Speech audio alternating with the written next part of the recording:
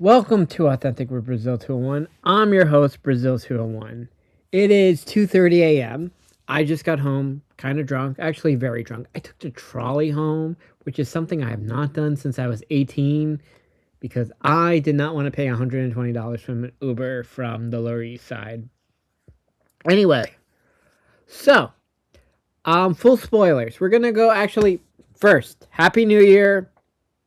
It's 2026. Zoran is mayor. Midterm elections are this year. Stranger Things has ended. A lot of other stuff. Avengers comes out this year, and Dune, and Disclosure Day, and Odyssey, and a lot of other things. And hopefully no one you care about dies this year. But,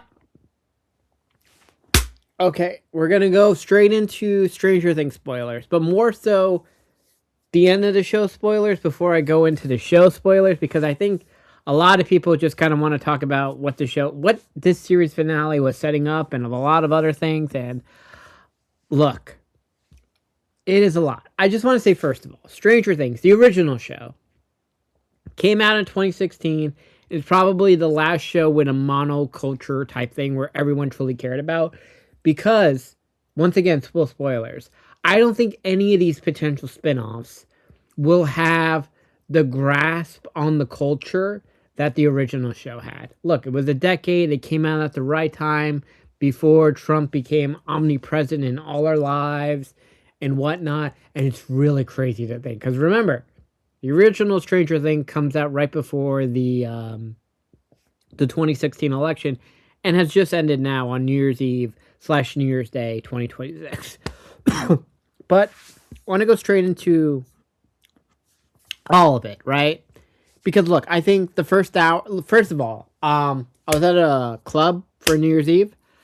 I want to say, since the open bar started at 8 p.m., for the first 2 hours, I want to say 60% of the people were watching the Stranger Things finale on their phone, and another 10% were watching the Miami Ohio State college football playoff game. Just so we're very clear on what everything has happened. So, I watched the finale on my phone the first 2 hours. I've not rewatched it. I will rewatch it right after finishing this podcast. But I wrote a lot of notes while watching it on my phone, yelling at ChatGPT to remember these things as I got progressively drunker because I had like 12 gin and tonics.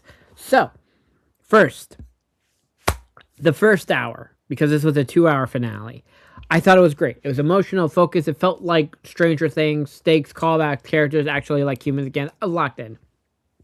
Right? But then what happens is we jump in the second hour, we jump 18 months, right? To graduation day 1989, right?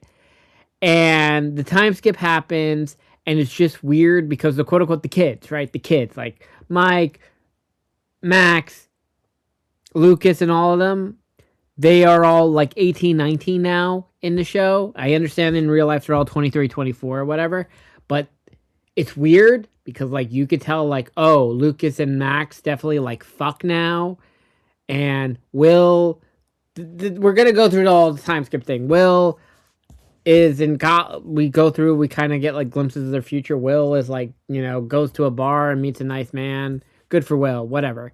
But this show, so here's, first of all, the Duffer Brothers, their deal with Netflix ends April 2026.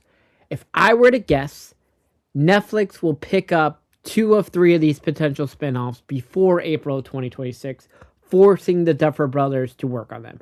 Which is first of all, this is where it felt very like Glee. Actually, it felt like a combination of Glee and Billions. So, when the main cast graduated Glee, they were going to split the show in two, right? There was going to be the NYU show and the show in Ohio, right? Where everyone who stayed in high school was in the high school show, and then as they graduated, they would have went to the NYU show. Or like when Billions ended in 2023, it set up 3 spinoffs, but Showtime, the network, no longer exists, so all those spinoffs went away. But when Billions ended, they set it up. They were setting up Millions, Trillions, and Billions Miami, right? With this, after the time jump, it is setting up an NYU spinoff with Steve, Robin, is it Natalie? God. Natalie and Jonathan, right? And was also setting up the Holly show because that's why Holly was clearly, like, in terms of way these contracts ended. If I were to guess, the new Holly actress had a deal for season 5 and a potential spin-off deal similar to what Danielle Rose Russell had on the originals going into Legacies. So we have the NYU spin-off, the Holly spin-off, where I guess after the time jump, Holly and Derek are fucking. By the way, I have zero idea how old Holly and Derek and the gang are supposed to be post time jump. I understand we're skipping basically 2 years. I have no idea what Holly's age was currently in this because I know she's not in Hawkins High with the gang.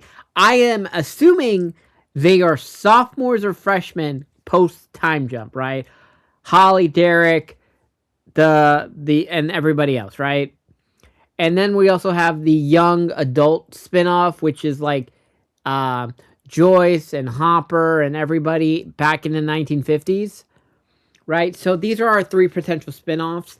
And it seems likely we're probably going to get all 3, realistically, right? We're going to get the Holly spinoff, we're going to get the NYU spinoff, and we're going to get the 1950s spinoff, right? And it kind of makes sense because, like, the Robin, Steve, what's it called? Oh God, fuck, Nancy, and and Jonathan, right? The actors all live in New York, right? And if they're gonna do the NYU show or whatever, because it's heavily implied they're all gonna like live together in some weird situation, but none of them date. We're gonna get the NYU show. We're going to get the Holly show, and we're going to get the 1950s, 60s, whatever spinoff with the younger version of them. Right?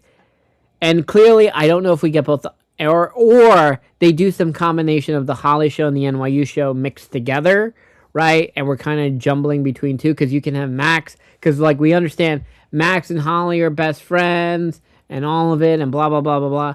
And it was just, like, it's weird, and I get it, but they kind of Game of Thrones the finale a lot, because, like, when Game of Thrones ended, it set up a lot of spin-offs. By the way, none of the spin-offs, by the way, have come to fruition. We never got the Arya Stark Christopher Columbus show. We never got the new Jon Snow show.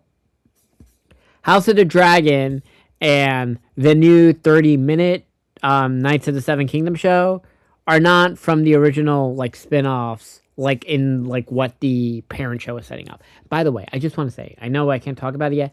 I have seen the 6 episodes of the new Knights of the Kingdom show. I want to say, show ain't going to be a part of the monoculture. I just want to say that on the Game of Thrones, on the Knights of the Kingdom shit. Anyway, back to the Stranger Things thing. I was just, like, I saw it, and it's weird. I'm just so angry at it, because it felt like, okay, here are our 3 shows, whatever, blah, blah, blah. And nobody died relevant in the Stranger Things show, right? At all.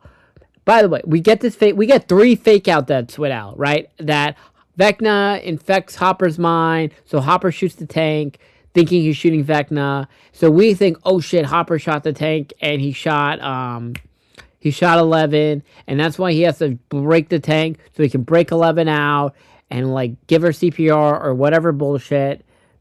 No, and then they blow up the other side, or the upside down, or whatever. So we think, oh, with the upside down vanishing or whatever, 11 died. Nope. Okay. The Callie died, but who gives a shit about Callie? Whatever. None of the kids died. At all. 0. Nobody died relevantly, and this is the fucking issue with the show. Nobody died. At all.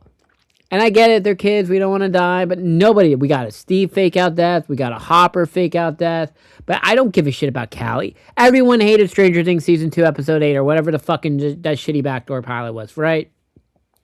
Like, the show ends that apparently 11 has now, post-time jump, been living on the other side, but it's clear with waterfalls or whatever, and, okay, fine, I guess. But everyone assumes she's dead. Sure. Okay. Whatever. Like the first hour is fantastic when everyone goes into Dimension X and they fight the Mind Flayer and they fight Vecna and Holly becomes a hero and we're kind of literally saying Holly's going to be the leader and this whole thing. But then it ends with all of them captured by the military lady in real life. So when the Upside Down is destroyed and we time jump 18 months, none of them got arrested. By the way, I just want to explain. Fuck, what the fuck? My God. Fucking Nancy killed like 9 military army soldiers.